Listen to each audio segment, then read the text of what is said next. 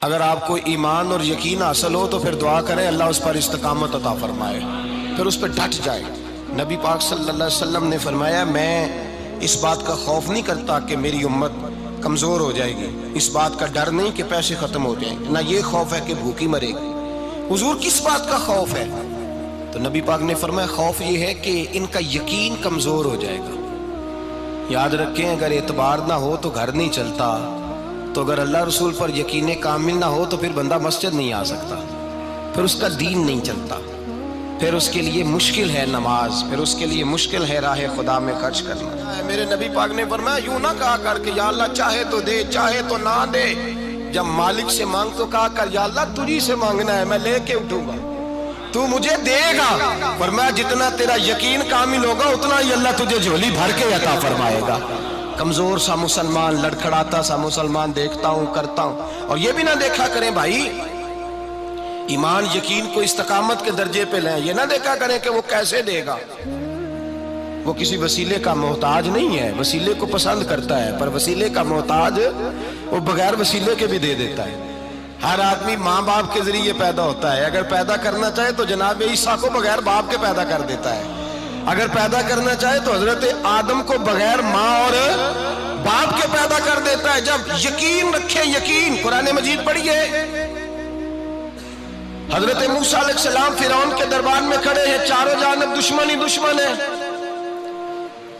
جادوگر آ گئے، انہوں نے سانپ چھوڑے، حضرت موسیٰ کے ہاتھ میں ڈنڈا تھا، حضرت موسیٰ کہتے ہیں یا اللہ کیا کروں؟ تو اللہ تعالیٰ نے فرمایا اپنا عصا پھینک دو۔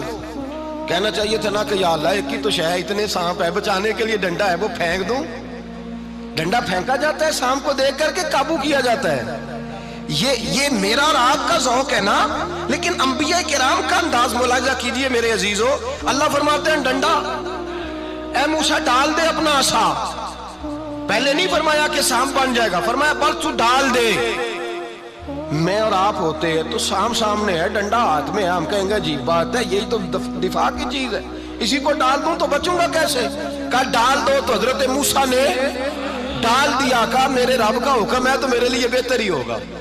اللہ فرماتے ہیں جب موسیٰ نے ڈالا تو میں نے اس ڈنڈے کو، اس عصا کو اژدہا بنا دیا۔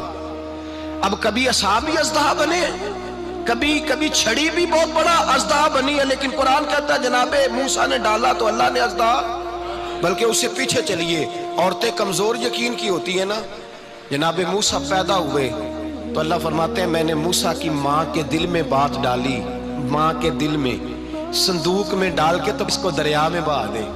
اور بھائی صندوق میں کہہ سکتے ہیں نا آکسیجن کیسے جائے گی، اور دریا میں بچے بچنے کے لیے ڈالے جاتے ہیں کہ ڈوبنے کے لیے ڈالے جاتے ہیں؟ ماں کے دل میں یقین کمزور نہیں تھا ماں کا۔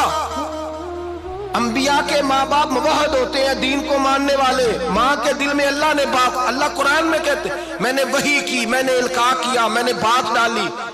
حضرت موسیٰ کی ماں کہتی ہے میں نے ڈال کے نا سمندر میں بیٹا، میں نے سمندر میں بیٹا ڈال کے صندوق میں بند کر کے رب کے حوالے کیا۔ آپ فرماتے ہیں میرے مالک کا بھروسہ کیا تو پھر میرے مالک کا کام دیکھو، کمال دیکھو، میں نے دریا میں ڈالا، اللہ نے فرعون کے گھر میں میرے بیٹے کی پرورش کرا دی۔ یہ یقین کہ حضرت موسیٰ کے پاس قوم آئی، قرآن پڑھیے، کہا جناب پانی چاہیے، وَإِذِ اسْتَسْقَىٰ مُوسَىٰ لِقَوْمِهِ، موسیٰ نے اپنی قوم کے لیے پانی مانگا، ہم نے کہا فَانْفَجَرَتْ مِنْهُ اثْنَتَا عَشَرَةَ عَيْنًا، اپنا ڈنڈا پتھر پہ مارو۔ عقل والا آدمی ہوتا تو اڑ جاتا، کہتا یا اللہ پتھروں سے بھی کبھی پانی نکلا ہے؟ اضرب بعصاک الحجر، مارو پتھر پہ ڈنڈا۔ اللہ کے نبی نے منٹ نہیں لگایا، ٹھا کر کے ڈنڈا لگایا، فَانْفَجَرَتْ مِنْهُ اثْنَتَا عَشَرَةَ عَيْنًا۔ اللہ فرماتے ہیں جناب موسیٰ نے ایک عصا مارا، میں نے 12 چشمے جاری کر دیے۔ تو لے تو اللہ کرتا ہے، اللہ کہتا ہے پڑھ نماز روزی دوں گا، کہتا ہے سوچتا ہوں۔ اللہ فرماتے ہیں آجا مسجد میں تیرا ہو جاؤں گا، کہتا ہے دیکھتا ہوں۔ رب فرماتا ہے تو میرے محبوب کی غلامی کر، میں تجھے محبوب بنا لوں گا۔ تو کہتا ہے تھوڑا بڑا ہو کے داڑھی رکھنی ہے، ابھی سیانا ہو کے میں ذرا سرٹیفکیٹ لے لوں اسرائیل سے کہ کتنے سالوں کے بعد آئیں گے، پھر شروع کروں گا۔ پروگرام بنا رہا ہے، ابھی تو ارادے میں ہے۔ اللہ کے پیغمبر کا ڈنڈا، اور اس سے زیادہ آگے بات ہو گئی، پیچھے فوج لگی ہوئی ہے فرعون کی، مجمع ہے، ہزاروں لاکھوں کا لشکر لے کے، تلواریں نیزے، فرعون پیچھے، آگے دریا آ گیا۔ حضرت موسیٰ علیہ السلام کھڑے ہیں، اب کدھر جائیں؟ اللہ پاک نے فرمایا مارو ڈنڈا۔ کہاں؟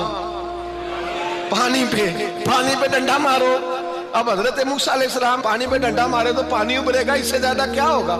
پہلے پتھر پہ ڈنڈا مروایا تو پانی نکلا، اب پانی پہ ڈنڈا مروایا، فَإِذْ فَرَقْنَا بِكُمُ الْبَحْرَ فَأَنْجَيْنَاكُمْ وَأَغْرَقْنَا آلَ فِرْعَوْنَ۔ اللہ فرماتے ہیں موسیٰ نے پانی پہ ڈنڈا مارا تو میں نے پانی میں رستے بنا دیے۔ ایک جگہ ڈنڈا مارا تو پانی نکل آیا، دوسری جگہ عصا مارا تو پانی خشک ہو گیا، 12 چشمے بن گئے، 12 رستے بن گئے دریا میں سے۔ حضرت موسیٰ علیہ السلام گزر گئے اور اللہ فرماتے ہیں فرعون بھی آیا تو اسے میں نے غرق کر دیا، اور وہ کھڑا دیکھتا ہی رہ گیا کہ بنا کیا ہے۔ جب یقین کامل نصیب ہوتا ہے، اعتماد کی دولت اللہ دیتا ہے، جب انسان کو یہ انشراح صدر ہو جاتا ہے کہ میری نجات خدا کے حکم میں ہے اور رسول اللہ کے قدموں میں ہے، جب اسے یہ انشراح حاصل ہوتا ہے تو پھر نماز کا لطف آتا ہے۔ غور کیجئے کیا جملہ کہہ دیا میں نے۔ پھر اسے نماز کا پھر اسے نماز بوجھ نہیں، بلکہ نماز نہ پڑھے تو اس پر بوجھ ہوتا ہے۔ پھر قرآن مجید اس کی روح کا ساتھی ہو جاتا ہے، پھر عبادات، تقوی، پرہیزگاری، پھر وہ ایک سنت کے چھوٹنے پر پریشان رہتا ہے جب یقین کی دولت نصیب ہوتی ہے۔ قرآن مجید فرقان حمید نے کہا ایمان لاؤ تو پھر ایمان پہ ڈٹ جاؤ، مسلمان بنو تو پھر اسلام پر۔ پھر یہ جو کمزوری ہے نا، یہ دیکھتے ہیں، کرتے ہیں، چلتے ہیں، ابھی کل، ابھی پرسوں، بہانے، ہیلے، ابھی میں نماز شروع کرتا ہوں، دیکھتا ہوں لا الہ الا اللہ محمد الرسول اللہ صلی اللہ علیہ۔ جب کسی نے کلمہ پڑھا تو اس پر پورا دین ضروری ہے، پورا۔ اب وہ یہ نہیں کہہ سکتا کہ تھوڑا تھوڑا کر کے آؤں گا۔ یقین کی دولت نعمت ہے۔ اللہ پاک قرآن مجید میں فرماتے ہیں ان الذین قالوا ربنا اللہ ثم استقاموا، جنہوں نے کہا کہ اللہ ہمارا رب ہے اور پھر وہ اس پر ڈٹ گئے، پھر اس پر وہ کہا تو ڈٹ گئے، کھڑے ہو گئے، نہیں اللہ ہی رب ہے، اللہ ہی دینے والا، اللہ ہی مالک، اللہ ہی ہمارا رازق ہے، رب ہی ہمارا سب کچھ۔ جب ڈٹ گئے تو فرمایا تتنزل علیہم الملائکہ، پھر میں ان کی مدد کے لیے آسمان سے فرشتوں کا نزول فرمایا کرتا ہوں۔ فرشتے کیا کہتے ہیں؟ اللہ تخافوا ولا تحزنوا، غم نہ کرنا، خوف نہ کھانا، وابشروا بالجنۃ التی کنتم توعدون، ہم تو تمہیں اللہ تبارک و تعالیٰ کی اس جنت کی خوشخبری دینے آئے ہیں جس کا رب نے تمہارے ساتھ وعدہ کیا ہوا ہے۔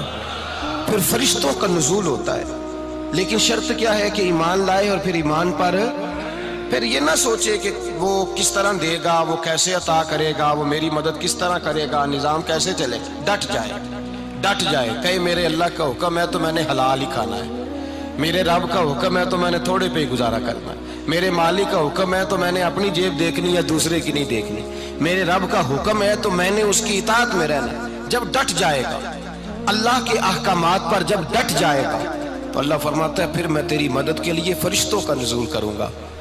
نبی پاک صلی اللہ علیہ وسلم نے فرمایا 2 دولتیں اگر کسی کو اللہ دے دے تو سمجھے اللہ نے اسے دنیا کی سب سے زیادہ دولت عطا فرما دی۔ یا رسول اللہ وہ کون کون سی چیزیں ہیں؟ فرمایا ایک جس شخص کو اللہ نے معاف کرنے کی دولت عطا کر دی، جو معاف کرنے لگ گیا، جس کی طبیعت میں درگزر آ گیا، جو معاف کرنے لگا، غلطیاں معاف کرنے لگا، جس کو ایک دولت یہ مل گئی۔ اور دوسرا میرے مصطفیٰ نے فرمایا جسے اللہ نے یقین کی دولت عطا فرما دی۔ جس کو یہ 2 دولتیں مل جائیں، ایک درگزر کرنا، دوسرا رب رسول پہ یقین کامل رکھنا، اسے کائنات کی ہر شے مل گئی۔ میرے نبی پاک نے فرمایا جب بھی دعا مانگو خدا سے یہ 2 نعمتیں مانگا کرو، عرض کیا کرو اے اللہ درگزر کی دولت عطا فرما، اے اللہ تو ہمیں یقین کی دولت عطا فرما، ایمان کی قوت اور پختگی نصیب فرما۔ میرے بھائی حضور نے فرمایا مانگ کے لو۔ کمزور ایمان والا شخص کسی کام کا نہیں ہوتا۔